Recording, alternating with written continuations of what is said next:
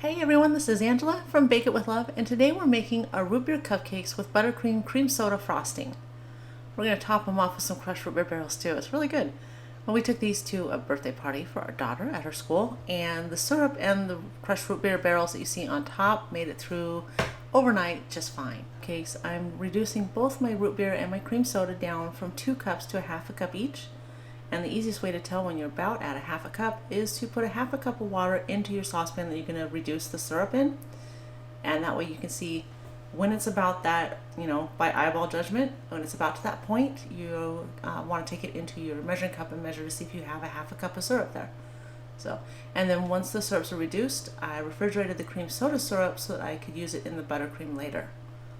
See, and we've been moving along with getting our root beer ingredients, root beer cupcake ingredients ready. We got our dry ingredients combined, which was the flour, 2 cups of flour, 2 teaspoons of baking powder, a half a teaspoon of baking soda, and about a 1/4 teaspoon of salt.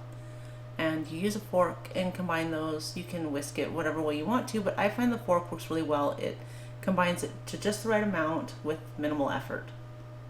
So we're also working on the liquid components of our batter. And we started with about a half a cup of brown sugar and then roughly a teaspoon of vanilla extract.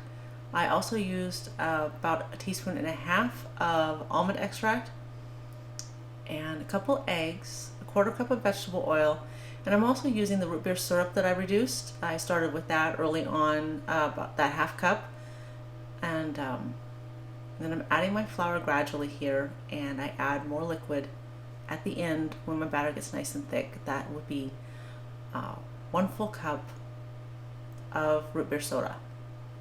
And these root beer cupcakes already smell so amazing, and I haven't even added the rest of the root beer yet, which is really, really interesting that the syrup has such a strong flavor. It turned out really, really well. They're a very popular cupcake. I took them to Lauren's classmates for an early birthday party because she has a summer birthday.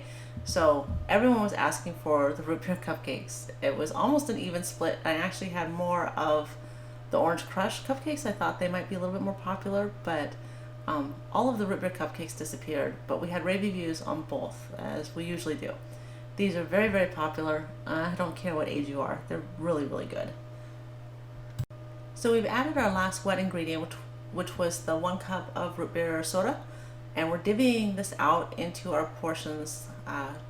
It made 12 cupcakes. It actually made 13. I had one to test, but 12 cupcakes. We baked them for about 18 minutes.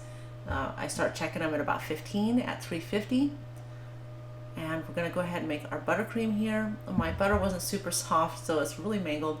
But what I'm gonna do throughout this is I'm kind of showing little clips of it, but not the whole thing because it took me a little while.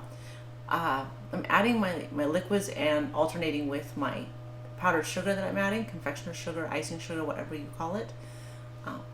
So you can see as we go through here, and I'm just going to let it roll a little bit here, that I'm adding a bit of the sugar and then some of the syrup and then some of the heavy whipping cream.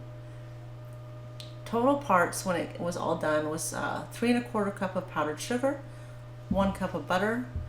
Make sure your butter's more of a room temperature than ours was that day. It gets kind of cold here at night still. A half a teaspoon of vanilla, and then 3 tablespoons of the cream soda concentrate that I reduced down earlier at the beginning. And if you're wondering what you do with the rest of the half a cup that we reduced the cream soda down, I drizzled that on my cupcakes. I also took it to the party for Lauren at her school. That I let the kids, I had a little squeeze tube, I let them add more of the cream soda drizzle just for fun. Okay, we're finishing up our buttercream frosting here, and now we're going to get a piping bag ready. And I use my a glass cup like this, or a fairly large cup, and I put my piping tip into my bag, and I think it was a Wilton 21, which is one of the finer edges, you'll see. And I snip off about a 1/4 inch to a 1/2 inch to start with, depending on the size of your tip, and slide that into my piping bag, and then I set it up in the cup so it's easier for me to fill. And what I do here is I start with a little star in the center and just go in concentric rings around the sides of the cupcake, and it kind of pushes down. I'll show a little closer view here in a moment. And I just push a little peak down on the top there. It doesn't always happen, but my first one it did. So see, I'm going around and I'm kind of pushing out around the edges to the edge of the cupcake and just letting it fill in.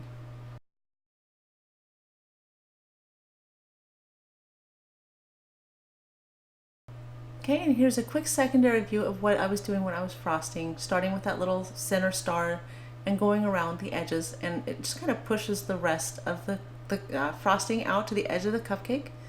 So you don't have to go in big swirls, just let it push its way out. So I hope you enjoyed the video. That's some nice crushed root beer barrels I topped it with, and there's some syrup on there too. So if you did enjoy the video, make sure and give it a thumbs up. Please be sure to subscribe. We have a lot of stuff coming up, and I'm so glad to have you here with us, and I can't wait to see you again soon. Thanks for watching.